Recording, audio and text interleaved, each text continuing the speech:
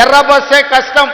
ఆదిలాబాదు గూడాలలో ఇక్కడుండే పటేళ్లు చాలా మంది వచ్చి నన్ను కలుస్తుంటారు.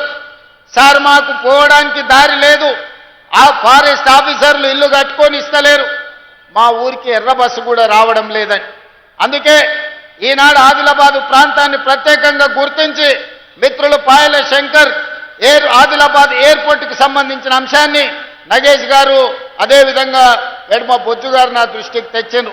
అందుకే ఆదిలాబాదు జిల్లాకి ఎయిర్పోర్టు తీసుకొచ్చి ఎర్ర బస్సు రాని ఈ ప్రాంతానికి ఎయిర్ బస్సు తీసుకొచ్చి విమానాలను తీసుకొచ్చే బాధ్యత మన ప్రభుత్వం తీసుకుంటుంది. ఆదిలాబాద్లో పెద్ద భారత ప్రధానమంత్రి నరేంద్ర మోడీ గారి చేత ఎయిర్పోర్టును ప్రారంభించుకుందాం. వారిని ప్రత్యేకంగా ఆహ్వానించి ఎయిర్పోర్టు కోసము శిలా ఫలకాన్ని ప్రారంభోత్సవ కార్యక్రమాన్ని చేసుకుందాం. ఒక్క ఎయిర్పోర్ట్ ఉంటే మన ప్రాంతం అభివృద్ధికి పూర్తి స్థాయిలో అనుమతులు రావు. అందుకే ఈ ప్రాంతంలో తెలంగాణ రాష్ట్రంలోనే అతి పెద్ద పారిశ్రామిక వాడను ఆదిలాబాదులో చేసుకుందాం. ఇన్ఛార్జ్ మంత్రి గారికి నేను చెప్పిన ఒక 10,000 ఎకరాల భూమిని ఆదిలాబాదులో సేకరించండి. ఈ దేశంలో ఉండే ప్రతి పరిశ్రమను ఆదిలాబాదు జిల్లాకు తీసుకొచ్చి ఇక్కడి నిరుద్యోగ యువతకు ఉద్యోగ ఉపాధి అవకాశాలు కల్పిద్దాం.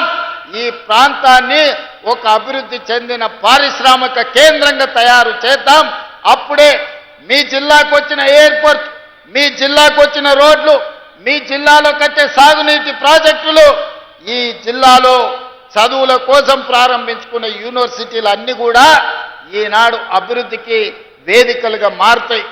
అందుకే వేదిక మీద ఉన్న వివిధ రాజకీయ పార్టీల ప్రజాప్రతినిధులకు నేను విజ్ఞప్తి చేస్తున్నా. ఎన్నికలు వచ్చినప్పుడు రాజకీయాలు చేసుకుందాం. ఎన్నికలు వచ్చినప్పుడు ఎవరి పార్టీని గెలిపించుకోవడానికి వాళ్ళు ప్రయత్నం చేసుకుందాం. ఎన్నికలు ముగిసిన తర్వాత అభివృద్ధి మంత్రంగా మనల్ని ఓట్లేసి గెలిపించిన ప్రజలకు సంక్షేమాన్ని అభివృద్ధిని అందించే విధంగా కలిసిమెలిసి పనిచేద్దాం. భారతీయ జనతా పార్టీ నాయకులకి వేదిక మీద నుంచి విజ్ఞప్తి చేస్తున్నా. ప్రతి 3 నెలలకు ఒకసారి ప్రధానమంత్రి దగ్గరికి వెళ్తున్నా, ప్రతి 10 రోజులకు ఒకసారి కేంద్ర మంత్రుల దగ్గరికి వెళ్తున్నా. ఢిల్లీ నుంచి రావాల్సిన అనుమతులు, తేవాల్సిన నిధుల కోసం కేంద్ర ప్రభుత్వంలో ఉన్న పెద్దల్ని మేము ఎట్లయితే కలుస్తున్నామో రాష్ట్ర ప్రభుత్వానికి కాంగ్రెస్ పార్టీ మేమందరం బాధ్యత వహిస్తుండొచ్చు. మీరు రాండి, నిస్సందేహంగా మీకేం కావాలనో నిధుల గురించి చెప్పండి, తప్పకుండా చేయగలిగింది చేస్తాం. విశ్వాసం ఉంచి మనకు ఓట్లేసిన ప్రజలకు మేలు జరగాలి అనంటే ఎమ్మెల్యేలు, ఎంపీలు ఆ ప్రాంతానికి సంబంధించిన సమస్యల్ని ప్రభుత్వం దృష్టికి తీసుకురావాలి.